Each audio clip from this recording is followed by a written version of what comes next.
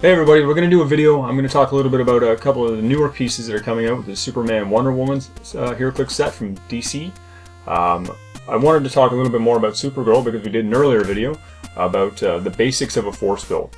And the new Supergirl, she's 190 points, and she's going to illustrate my point very well. For 190 points, she's nearly where that 200 level. You get to save a little bit of points. You can use that for later, a little bit of flexibility. She's got Indom, Flight, 7 range, all great things for a primary attacker to have. She's got the Superman Ally Team ability, which is fantastic, so she can use her range to see through hindering and take out those snipers. And her opening attack damage and defense, you know, they're fairly good for a primary attacker. She got 11 attack, 4 damage, 18 defense.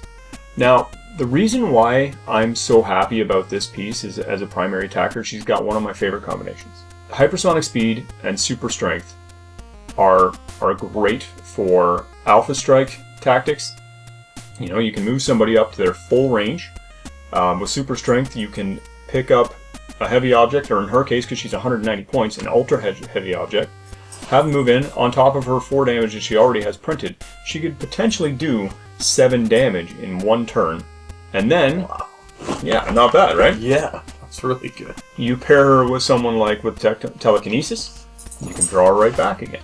Wow. So that's a good thing. I'm a big fan of that. On top of that, she's got a whole dial damage reducer. She starts out with impervious.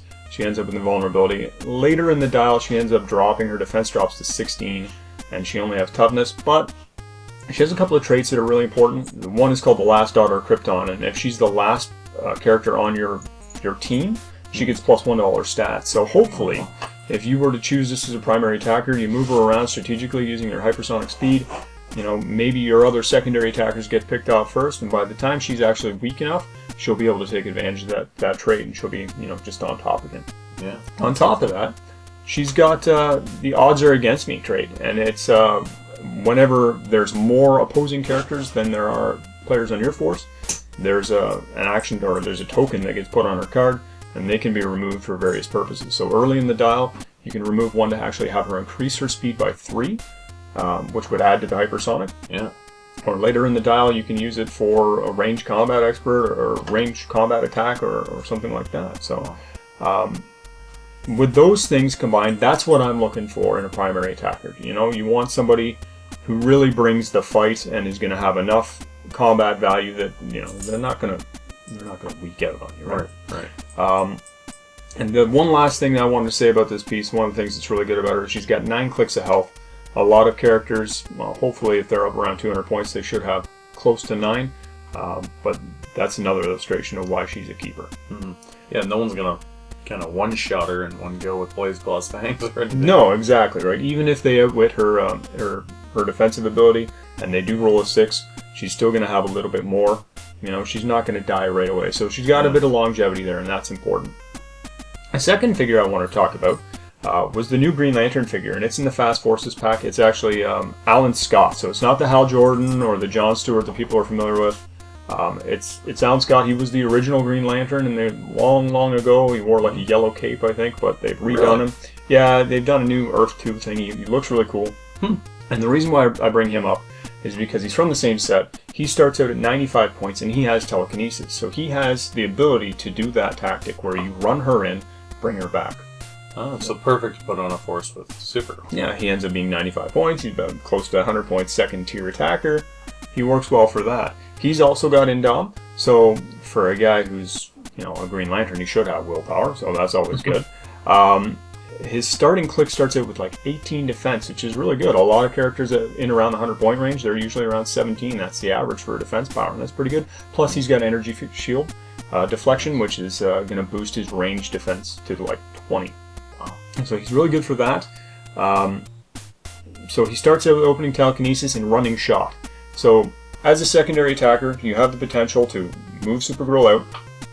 She does her thing. If for some reason that's not, you know, the right move, maybe it's just the opportunity's not there yet, he's still got running shot. You can have him run out. He can be his own man. He can make an attack and be good for that.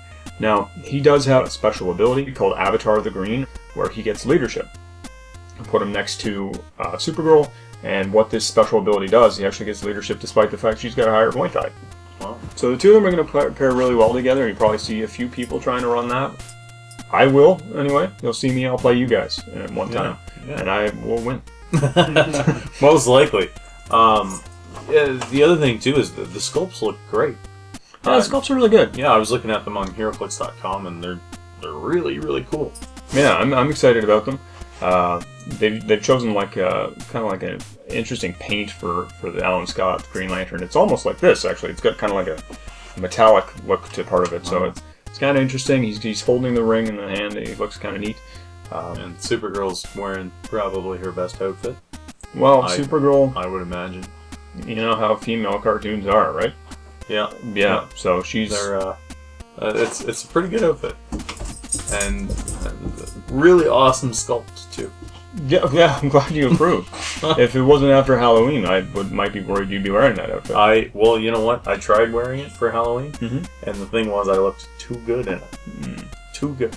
I see. So I had to take it off and put on a Wonder Woman outfit. It's good of you. Good of you not to. It went spotlight. better with the beard too. And plus, she's coming up in what's that movie? That little Batfleck film, Batman vs Superman. Oh, Batman vs Superman! I'm very excited for that movie.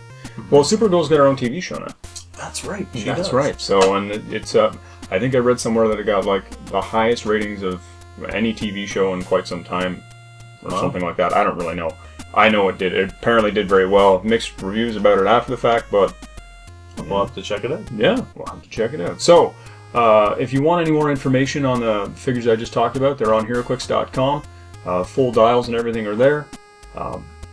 And keep checking back, because I'm going to keep talking about these things. Thanks for watching.